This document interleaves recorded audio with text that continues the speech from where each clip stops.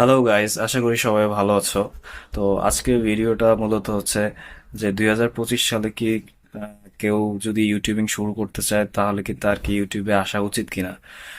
তো 2025 সালে আসা উচিত কিনা যদি জানতে চাও তাহলে অবশ্যই এই ভিডিওটা পুরোটা দেখবা। যদিও ভিডিওটা অনেক বড় হবে না, খুব ছোট একটা ভিডিও হবে, তারপর পুরো ভিডিওটা দেখবা আশা করি। তো 2025 সালে আমি নিজেও আসছি, বেশি দিন হয় না, আমি 2-3টা ভিডিও আপলোড করছি এবং এর আগে আমি একটা চ্যানেল ক্রিয়েট করছি, সেখানে আমি কিছু সাবস্ক্রাইবার গেইন করছি 1000+। তো এই ভিডিওটা মূলত হচ্ছে যে ইউটিউব সংক্রান্ত। এখানে আমি আমার ইউটিউবের জার্নি, আমার লাইফের জার্নি গুলা হয়তো ব্লগ আকারে শেয়ার করব। তো 2025 সালে আসলে আমার মনে হয় যে যারা একটুখানি কি বলা হয় টেকি বা প্রযুক্তি সম্পর্কে জ্ঞান আছে তারা অবশ্যই ইউটিউবে আসা উচিত। এবং তার যদি কোনো বিশেষ বিষয়ে যদি স্কিল থাকে তাহলে তার ইউটিউবে আসা উচিত। এবং 2025 সালেই আসা উচিত, এখনই আসা উচিত, কারণ যদি কেউ এখন আসে তাহলে সে ভালো করতে পারবে। 2026-27 সালে হয়তো সে অনেক বড় একজন কন্টেন্ট ক্রিয়েটর হয়ে যেতে পারবে। তো আমি মনে করি যে কেউ যদি আসতে চায় তাহলে 2025 সালের বেস্ট টাইম।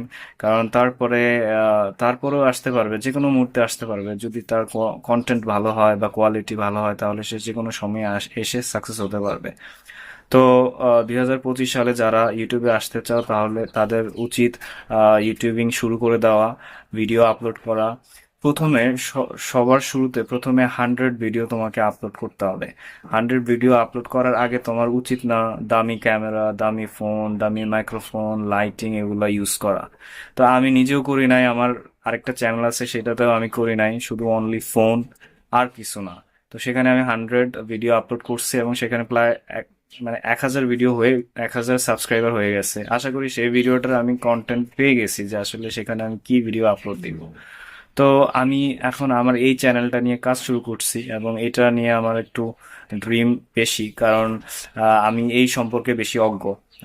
কারণ আমি এর আগে আমি ডিজিটাল মার্কেটিং সম্পর্কে আমার জ্ঞান আছে, আমার আম, বিভিন্ন প্রযুক্তি জ্ঞান আছে, আমার নিজের একাডেমিক নলেজ আছে, অনেক কিছু আছে যেটা আমি আসলে শেয়ার করতে পারবো এখানে।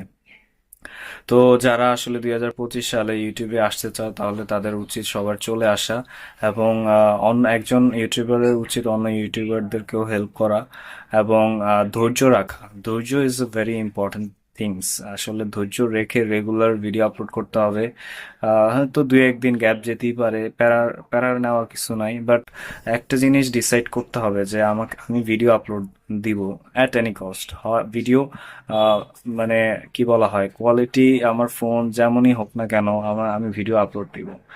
মানুষজন আহ, মানে যারা ভিউয়ার্স আছে তারাও হয়তো বা বিরক্ত হতে পারে যে ওনার কোয়ালিটি ভালো না কিন্তু তারপরে ভিডিও আপলোড দিচ্ছে। এখন ভিডিও আপলোড দেওয়ার সুবিধা হচ্ছে যে আমার কি ইউটিউবে ধৈর্য আছে কিনা, আমি কি রেগুলার ভিডিও আপলোড দিতে পারবো কিনা। যখন আমার একটা কন্টেন্টের চাহিদা হবে, আমি যদি আমার ভিউয়ার্সদেরকে ভিডিও না দিতে পারি তাহলে তখন তারা আমাকে কি ইগনোর করবে। তো আমার অবশ্যই প্রথমে উচিত নিজেকে যাচাই করা, 100 ভিডিও আপলোড করা, কনসিস্টেন্সি মেনটেন করা, পেশেন্স ধরে রাখা। তো আমি মনে করি যে যারা নতুন ইউটিউবে আসতে চাও তারা অবশ্যই উচিত আসা এবং ট্রাই করা।